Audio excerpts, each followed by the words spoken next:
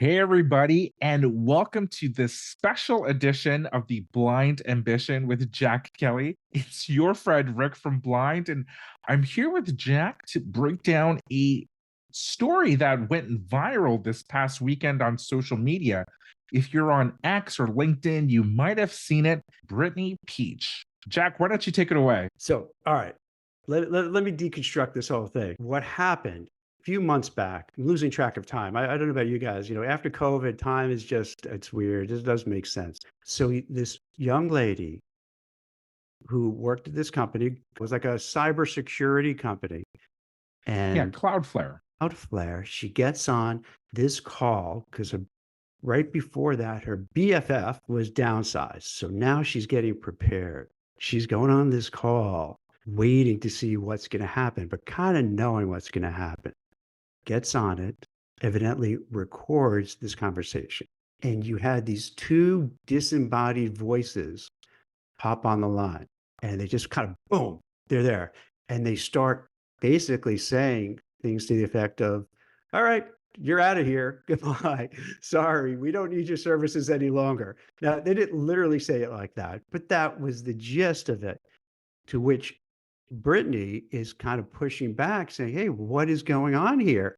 You don't know anything about what I've been doing. My manager has been saying great things about me, and now I'm going to lose my job. Can you tell me why?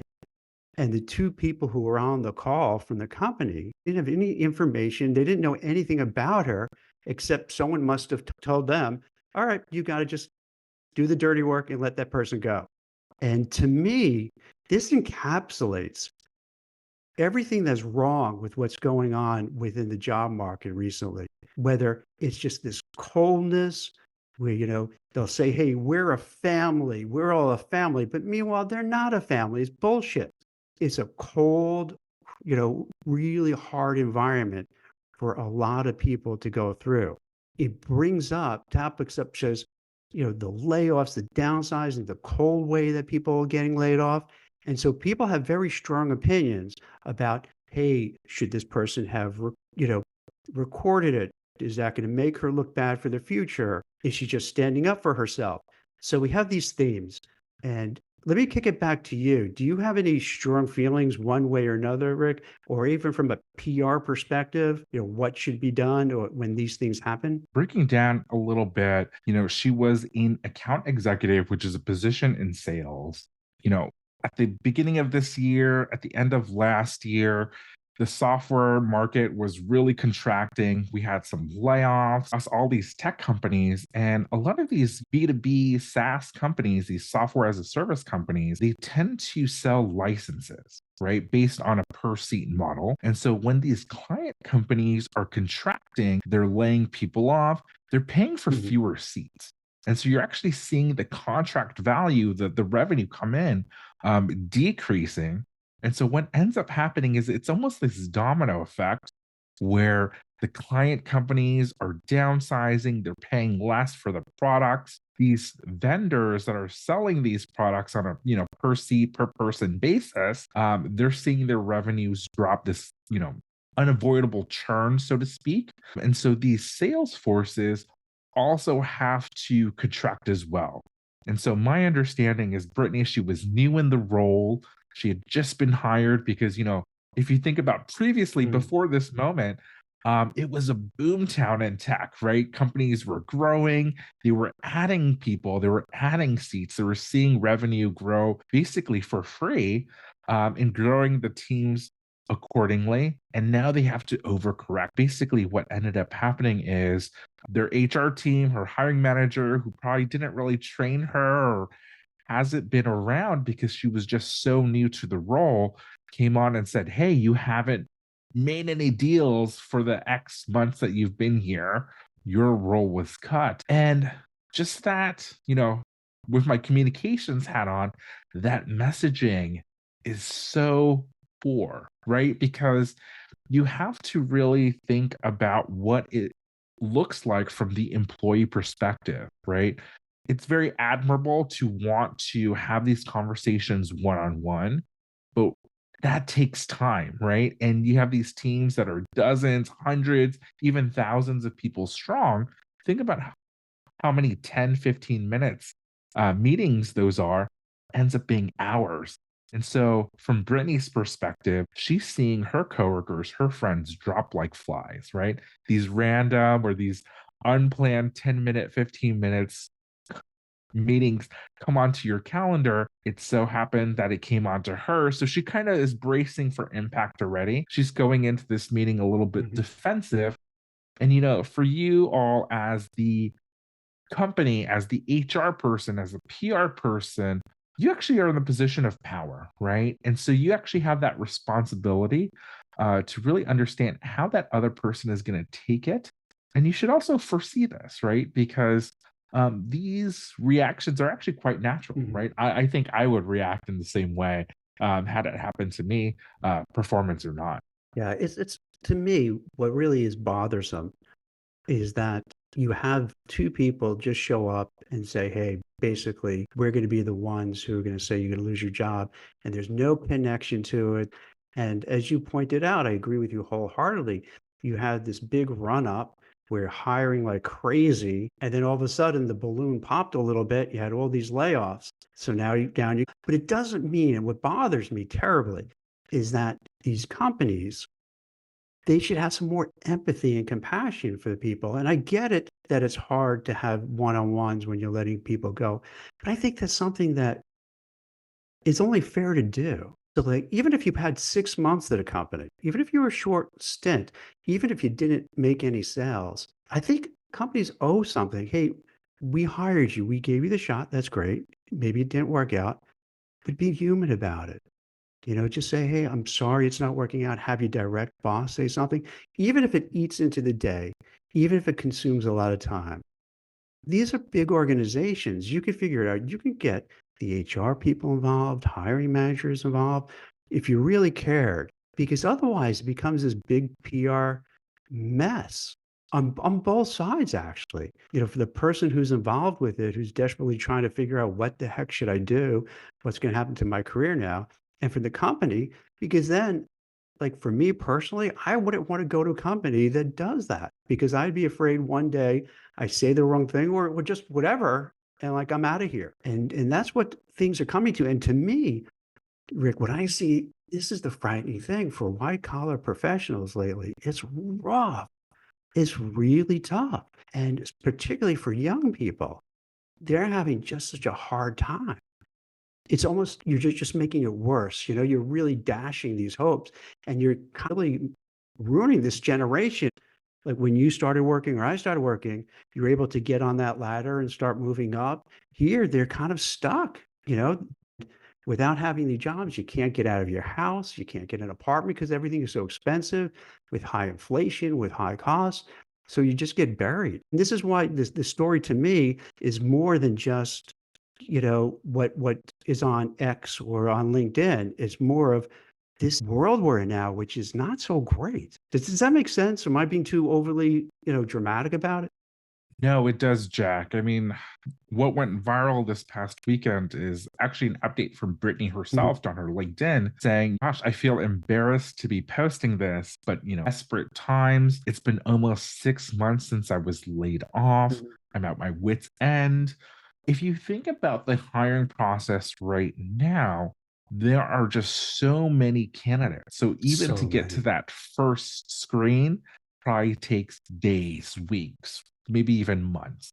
And when you're actually through that funnel in that process, you're thinking about presentations that you might have to do, kind of quote unquote homework assignments, coding Mhm. practices, all these skills assessments that a lot of these employers are putting up these hoops.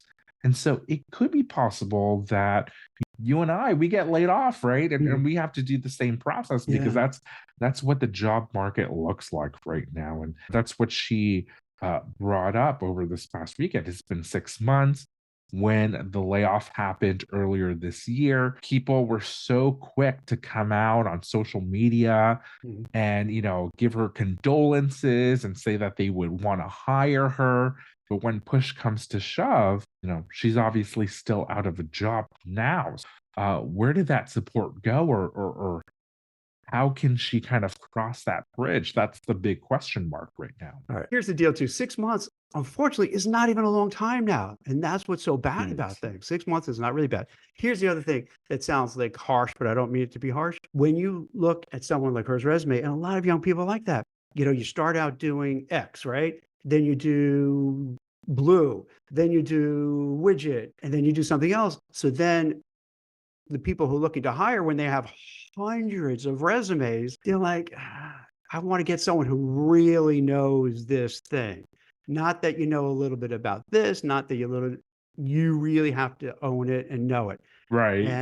And that's hard. And a lot of people don't have that, because they're just trying to get ahead and do something, take whatever jobs.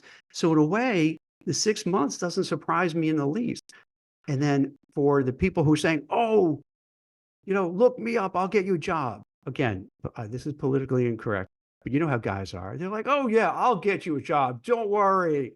I'm going to be your white knight and savior." But it doesn't materialize because they really don't have the background and they're jumpy, and companies don't want people who are jumpy, unfortunately. So they're just saying it because they want to be that white knight and maybe, something will happen. There's a lot of levels to this thing here. I mean, or alternatively, I'm just going to be very frank and put the cherry on top for you, Mm. Jack. This has always been my concern, Yeah. grievance with social media and Yeah. sites like LinkedIn. It's so performative, right? Mm. Talk is cheap, Yes. right? Like I have my job. I can pay my mortgage and rent. I might not be able to Yeah. necessarily empathize with you who, are going through that. And so I could say, oh, yeah, I'll help you. Or, oh, I'm so sorry. Or this is so terrible for you, Jack. Meanwhile, my rent's still being paid. My belly's still full. Yeah. And so it's so easy for hundreds and thousands of people, especially in a viral moment, to kind of add in your 2 cents and just walk away and not think about these things. But meanwhile, people like Brittany, they don't have that luxury, right? They're Mhm. living it.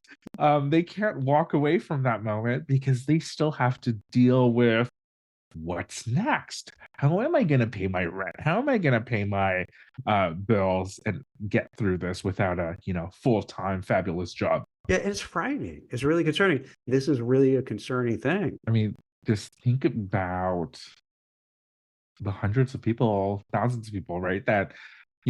There's so many people that were so quick to dunk on Britney on social media Mhm. and say, oh, well, she brought it upon herself. She didn't have to record herself.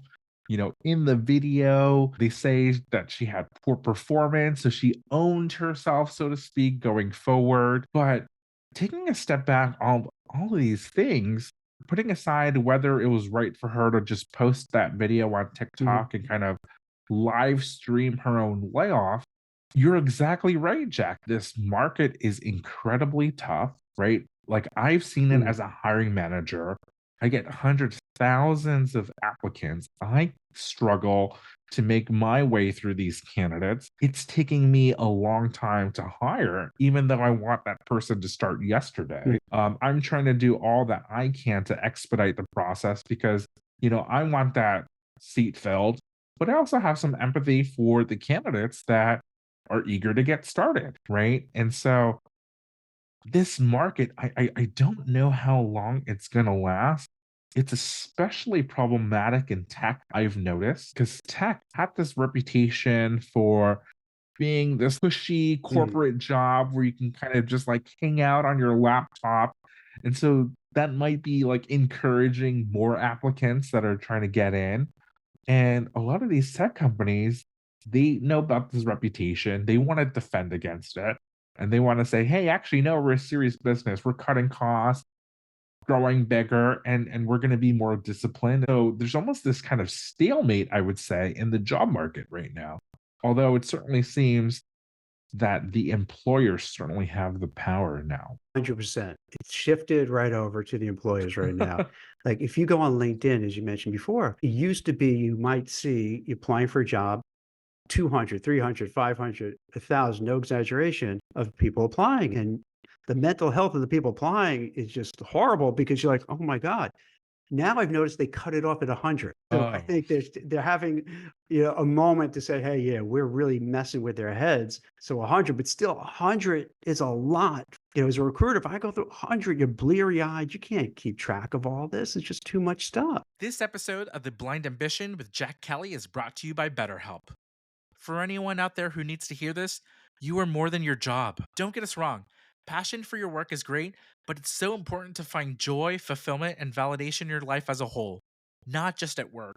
And therapy can help you get there. We all go through ups and downs in our career. Maybe you're thinking about switching career paths or you're feeling super burned out in your job.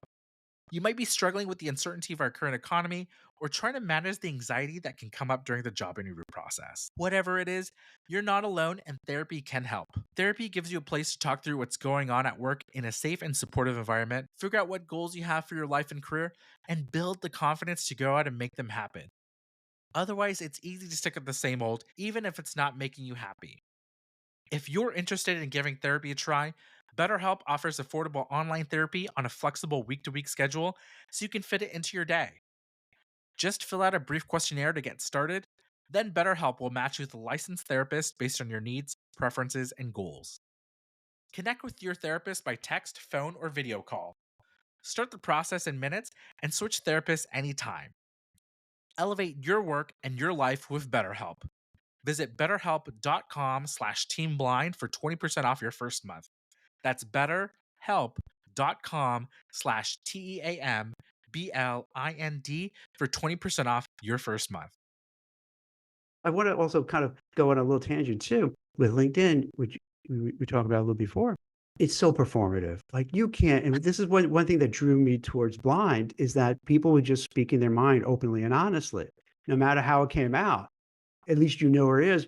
Where on LinkedIn, they'll be like, "Hey, I lost my job, but I really wanna thank my company, and I really wanna thank Rick and Jack and bup, bup, bup, bup, bup, bup." And it's all bullshit. It's all performative. You really don't wanna thank me and thank you and thank everyone else. You're pissed off. You're no. angry. You lost your job. You know it's gonna take 6 months, 9 months, a year maybe to get another job. You might not even get a job for a long time. You might not get a job within your field you want to, and they're all, like, performative. "Oh, thank you so much. I really appreciate everything you did." And no one really means that. And no one at all. I mean, I think that's the counter to all the people that were dunking on her, right? Mm, And saying she did this to herself, she mhm, posted on social media. But this is actually, there's some toxic positivity, right? mhm, Where everyone is being performative, they feel good about themselves. Like, I'm standing up for her. Corporations, they really are screwing mhm, everybody. But at the end of the day, they just go on to the next thing, and it's either another meme or it's their next day or the next thing that they have to do with their lives, and they just move forward. So mm, I feel like maybe she shouldn't have posted the TikTok video, but also maybe the company shouldn't have done all of those things or done it in that way, right? right, Like, right. I understand layoffs, team reductions, reorganizations, whatever you want to call it. They're part of the business cycle, but there are the better way to do things and the wrong ways to do things. And perhaps Cloudflare, they just could have done things a little bit better. Alright, can I give, like, another, like, thing you probably shouldn't do?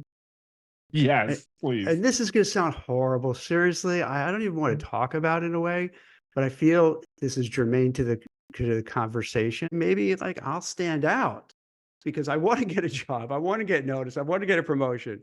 So I'm gonna try to make myself look that person to get that part. I think there is something to it, right? I mean, this is it's become a trite word, Mhm. but this concept of personal branding, right? Yeah. Where um, people still, unfortunately, to this day, they run on stereotypes, right? Mhm. Like when you hire some guys that are going to help you with public policy or Mhm. politics, in your mind, you're thinking like either a policy nerd with big old Mhm. glasses, very bookish, or like a sweet talker that's going to charm you off your feet, or like a really, really old Mm. politician looking dude. Like there's Yeah. three archetypes, right? Yeah, yeah. And so I know that, you Yeah. know that, and I Yeah. have to fit myself into one of those archetypes for you, maybe to take me seriously. And Whether that's right or wrong, that's another story. But I think we can't doubt that there is that sign of expectation or bias. And sometimes we have to like play into that to get what we deserve. Yeah, especially when it's a competitive environment. So if someone has to choose and they have, a hiring manager has a luxury of so many choices. I think it makes sense to do these things to stand out and be different and get noticed. Yeah, I think it stands out, right? So, I mean, if you're applying for a job, maybe you're the one that writes a cover letter, Mhm, right? Because now that's um, out of vogue. Maybe it is dressing the part, right? mhm, Standing out in the Zoom interview or in the in-person interview. Maybe it's when everyone is trying to work remotely. You say, "Hey, I'm willing to come into the office on a hybrid work schedule or just completely in all the time." These are all things where maybe you're giving yourself that like 1%, 2% edge, and it might compound over time if you start stacking these things up. And that's how you unlock that next role. You get that role, you feel out the work culture, the team culture, your boss, and maybe you can kind of let a few of these things slide.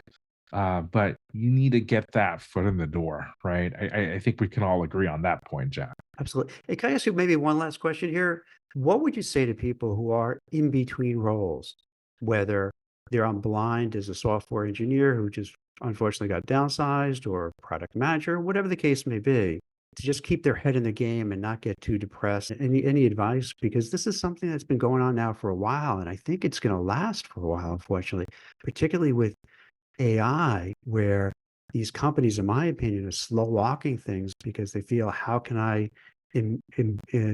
use AI to maybe not have to pay as much and maybe get a lower, you know, kind of person to lower down instead of getting someone at this level.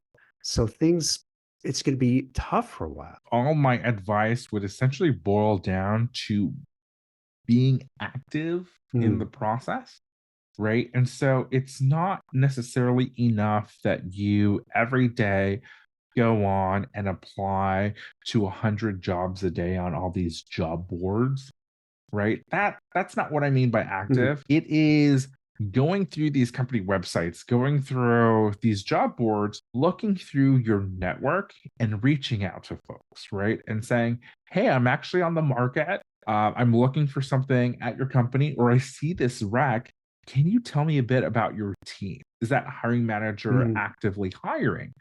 Are there other folks in the process? Have people struck out? Why did that hiring manager reject them?" Oftentimes, if you ask about these things, people internally, they know about them and they're mhm, willing to share. So they might share it with you personally on a one-on-one coffee meeting.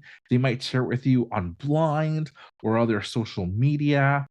But these things have a tendency of coming out, and this is all useful intel that you can use to update your resume or prepare for your interview so you don't fall into the traps that got necessarily the other candidates rejected. Alternatively, it's also doing things like really taking a moment to learn mhm, about new technologies or new trends. It's not necessarily enough just to say, "Hey, I'm going to put up the looking for a job badge on LinkedIn, apply to a few dozen jobs every day using, that one click easy apply."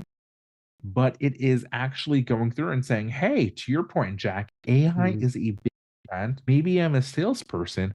How are salespeople using AI? Are there mhm, any risks or concerns? Or can I learn about these tools and technologies on my own so that when I go into an interview, I can actually bring these things up and say, hey, I've been out of the game, I don't have a full time job, but I actually know like XYZ company is using AI or this technology or this tool or this tactic to do these things. I now know how to do that. Hire me and I can bring that to you on the team, right? Those little things help you stand out in the interview process. And I think just being a bit more active, even if it's just something as like learning and reading news websites or blogs, could be extraordinarily helpful. That's great. I love that advice. And that's what people need to hear now. And it's so important because sometimes they just don't know what to do. And this is very valuable advice. It's across the board. The big reminder really is just to reach out to your network. I think that's going to be the shortcut for everyone in terms of figuring out what to learn next or the inside scoop into these job applications, right? So you're not competing against hundreds, thousands of folks that are doing the exact same thing as you, kind of just applying to those job boards. So I Correct. appreciate you, Jack, for having this kind of like breakdown Mm, of this like yep. viral moment in social media, but also the job market. And hopefully our audience can take something away from it. That's it for The Blind Ambition. If you enjoyed the show, please leave us a 5-star rating and a review. And don't forget to subscribe wherever you get your podcasts. Thanks for listening.